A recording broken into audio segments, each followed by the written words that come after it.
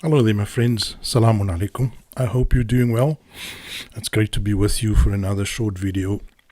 Now, I am going to, in the next few minutes, 15 or 20 minutes, I'm going to maybe offend a few of you. And I know that when somebody comes up with troublesome questions or troublesome information, that people feel that it's a challenge to their, to their basic beliefs or their religious beliefs. But that's the furthest from what my intention is. My intention is not to question your sincerity and your iman, that you have, your faith that you have. And I'm not also here to shake your faith in God. I'm here to, I hope so, my intention is to strengthen our embracing, our affirmation of God, as of Allah subhanahu wa ta'ala. And to strengthen our affirmation of truth, and to strengthen our affirmation of the Prophet and of everything of the hereafter, of Jannah, of Jahannam, of the Day of Judgment, of the mission of the Prophet, of the angels, of the... my mission, I'm deeply, deeply affirming and committed to those elements. What I'm not deeply, deeply committed to and affirming are the works and the words of people who came after the Prophet ﷺ.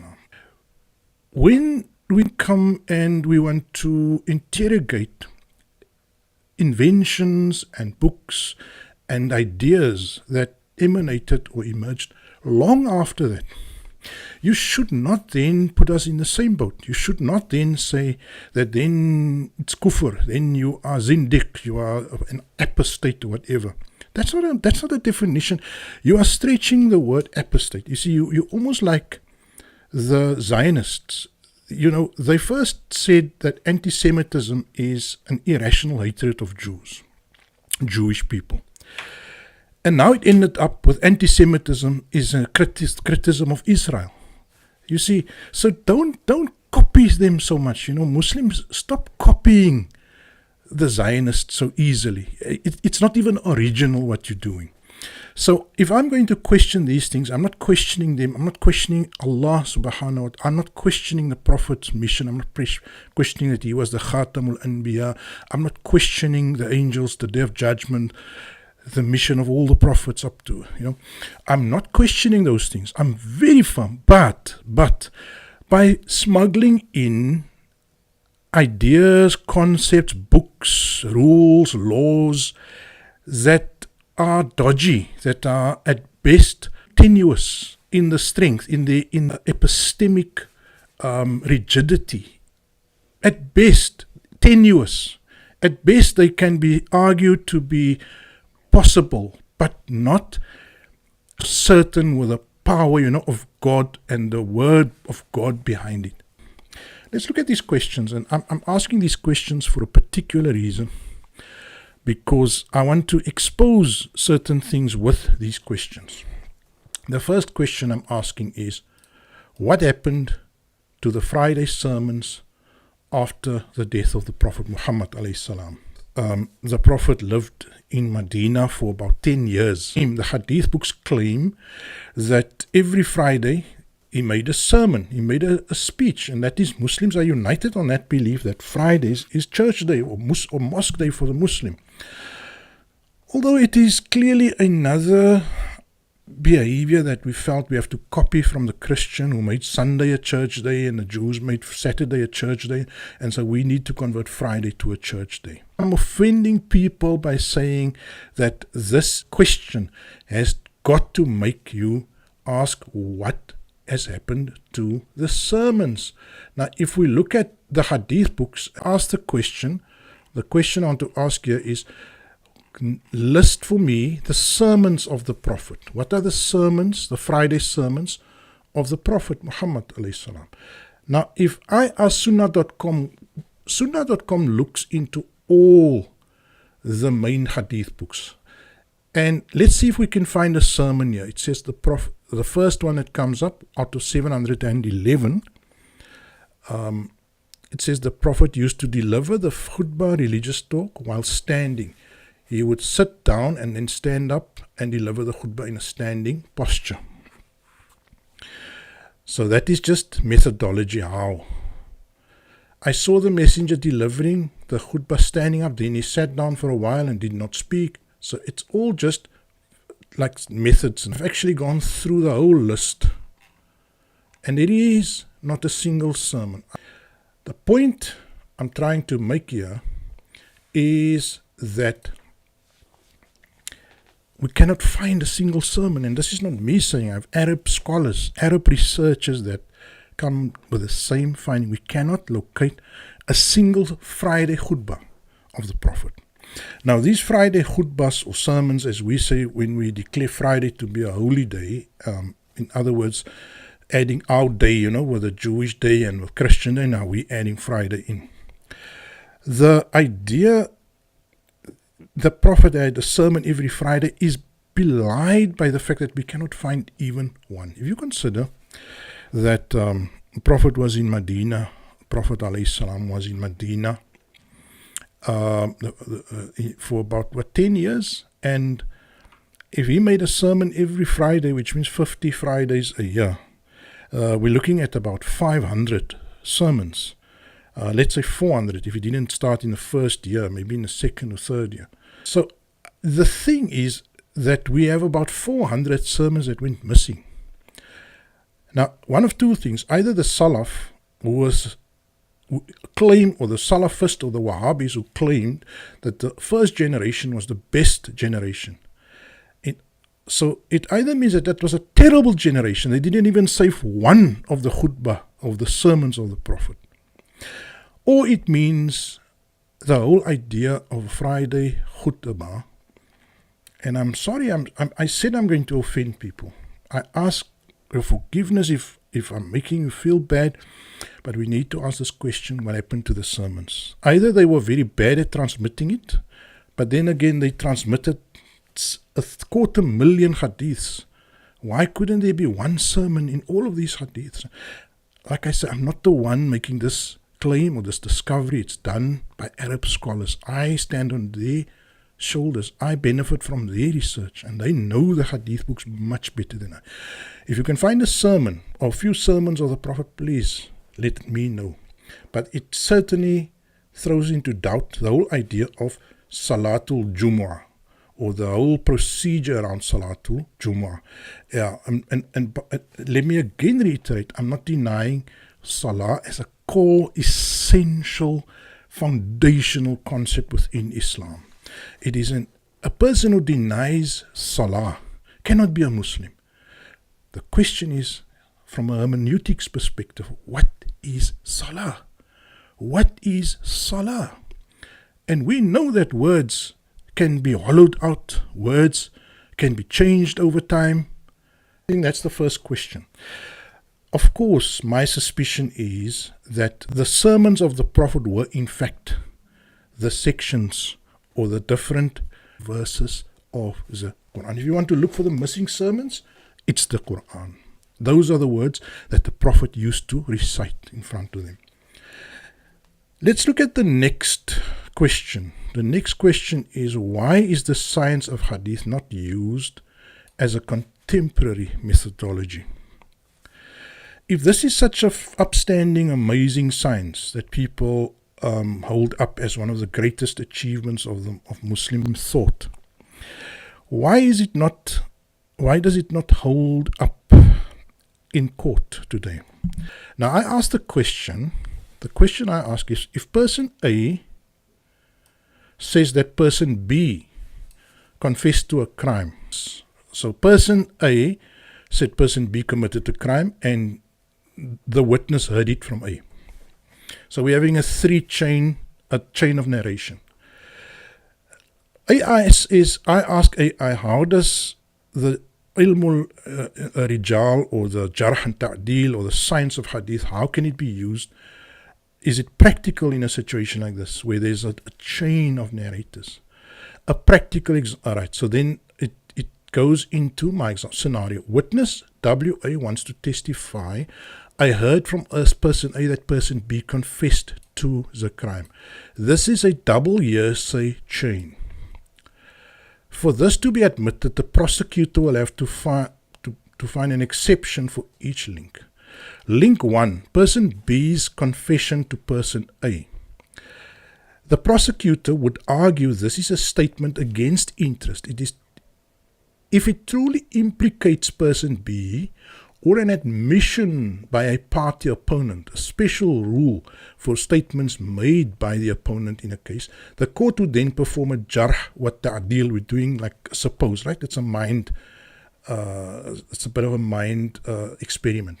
Jarh wa ta'dil on person B. Did he have a reason to lie? Was the statement reliable? So it's actually possible when we consider person B's testimony, his claim that he killed, it's a confession. He's speaking against himself, so there might be merit in taking his words seriously. Then the problem comes in link to person A telling the witness. This is trickier. There is no common exception for simply repeating a confession. The defense would scream, hearsay, and it would likely be excluded. The court would throw it out. The court would be rightly skeptical of this link because person A's reliability has not been tested by any recognized exception. Conclusion, in this case the chain breaks at the second link. The modern legal system with its hearsay rule would reject this. If this was such an amazing science, it would stand up in court, but no court will ever allow a person that is not present, that cannot be produced, that his words be represented by a third party, because that is hearsay. You see, the third party cannot speak for that person. The third party has no direct link to that. And so the second point I am making is this science of hadith cannot be used as a contemporary methodology, which also means it cannot be used historically as a methodology. Because hearsay is hearsay. Whether we commit it now or 1,000 years ago, hearsay is hearsay. Now let's do the third question. I hope I'm not getting you too upset that side, but we are learning here. We are trying to, you see, you don't score points by defending weak beliefs and weak ideas. You win by working through them and logically arriving at an understanding that settles, that makes sense. Qur'an says so many times, أَفَلَا يَتَدَبَّرُونَ أَفَلَا يَتَفَكَّرُونَ. Do you not think? Did you not consider? And this is what we're trying to do. We're not doubting God, angels, prophets, messengers, day of judgment. We're not judging. We're not doubting those things. Those things are firmly entrenched in the Holy Qur'an. We are judging and questioning these events that came afterwards. The science of hadith, for example. Let's look at another.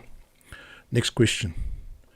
If the Salaf is the best generation, as the Wahhabis claim, the Salafis say the Salaf is the best and we should unquestionably accept their things. If that is so, what happened to the first Qur'an? Why is the first Qur'an no longer with us? Why did they lose the first Qur'an? Remember, the Prophet ﷺ came to deliver the message. What was the message? It was the words of Allah. He used various scribes. The scribes wrote it down. There was writing. There was paper. So the Salaf could not even preserve the first manuscript of the Qur'an. It is a sad indictment on them that they could not even preserve the first manuscript of the Qur'an. According to Islamic tradition, most were lost or destroyed over time. So the problem I have is that the Salaf did not preserve the first manuscript. The Salafis and the Wahhabis like to tell us that if you take them away, then there's no Qur'an. No, the Qur'an survived in spite of them, not because of them. They preserved the stick, they preserved the sword, they preserved the stones, they preserved the footprints, they preserved hair, but they didn't preserve the Qur'an in its original written down form. And the original written down form Qur'an is big. It's not a small thing. If you look at those early manuscripts, don't picture a book. Please don't picture a book. Picture a kitchen table. That's what you should picture. The size of your desk. That is the size of those original Qur'ans, the size of your desk. Now that is what they let go missing. The point I'm trying to make is that these guys were not the golden generation that the Salafis like to claim they were. Let's quickly look at this one. The next question. The Qur'an mentions dubious characters posing as Muslims. The munafiqeen. They quite frequently mentioned in the Qur'an. In fact, here's an example of where one of the verses says, A'udhu billahi minash shaitanir rajim, Bismillahir Rahmanir Rahim, wa li ya'lamu alladhina nafaqu wa qila lahum ta'alu qatilu fi sabilillah. Right, this is an example of a verse. Let me just go through the English. This is for Allah to identify those with a dubious commitment, alladhina nafaqu, those who pretended that they were committed. It was said to them, come and battle in God's cause, or at least man the defenses. They replied, if only we knew how to fight in battle, we would have followed you. They were these munafiqeen, these dubious players, dubious actors, these subversive elements within the Muslim community. They were on that day closer to the kuffar. Hum lil kufr yawma idhin aqrabu minhum lil iman. They were closer to kufr, to suppressing truth, to obscuring truth, than to iman.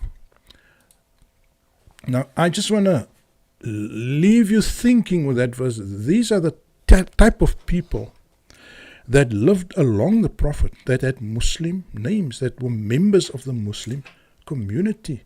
And the big question is, what happened to them? What happened to them? What happened to the munafiqeen? Now, of course, if you say that every Sahabi, every person that saw the Prophet and died as a Muslim, which the munafiqeen did, they all died as so-called Muslims, then how can we trust everything that any Sahabi, so-called Sahabi, said? We don't know. And the names of munafiqeen, as a verse in the Quran, it was never opened, it was never released to the Prophet Muhammad ﷺ. So it's almost like, be careful who you trust from that early generation. That is almost what comes out. Not almost, that is exactly what comes out, is that we need to be careful whom we trust. The last question I want to ask is, why did the 4 Sunni mazahib precede the 6 hadith compilations? Now again, the question is, if we say that hadith is everything, how can it be everything when the mazhabs came about before the hadith? Now you're going to say, yeah, but they were hadiths, but they were like single scattered. Well, you telling me the science of hadith, jarh and ta'dil, was not there. Then how could they act on hadiths if there was no science, there was no vetting possible? So in other words, Abu Hanifa had to do his vetting, but his vetting is no longer in existence. Shafi'i had to do his vetting. But now why are they not the hadith masters? Why are the hadith masters 200 years later? Before it was theorized, before it was set out how to make salah, how to do this, how to do that, Friday, Jumu'ah, all of these things happened before the hadith sciences came about. And we still have Hanafis today. The world is full of Shafis. The Wahhabis and the Salafis are very few. They're not the majority. So what they are saying is that all the Hanafis, all the Shafis are invalid because they designed their fiqh before the hadith was mature or well developed. So before the science of jarh and ta'dil of what are we saying? We are saying this whole elaboration on the original idea of the Islam that is in the Quran has to be question has to be revised. We have to revise. We have to go back and say these things that we made sacred and holy and unquestionable, maybe they're not holy. Maybe the hadiths is not 100% trustworthy and reliable. Maybe the rituals and the practices that we are doing is maybe not exactly the way it should be. Yes, we have to, the salah is there. But maybe we shouldn't argue over how your finger and how your toes and how you should stand. And maybe that is not Islam. Maybe Islam is about the bigger picture. Maybe it's about salah being, creating bonds, creating an order, creating a systematic subsystem of incorporating God's will into our lives, or into our cities and our countries and our nations. For your attention, thank you for listening. I hope you find it insightful. Let me hear your views in the comments.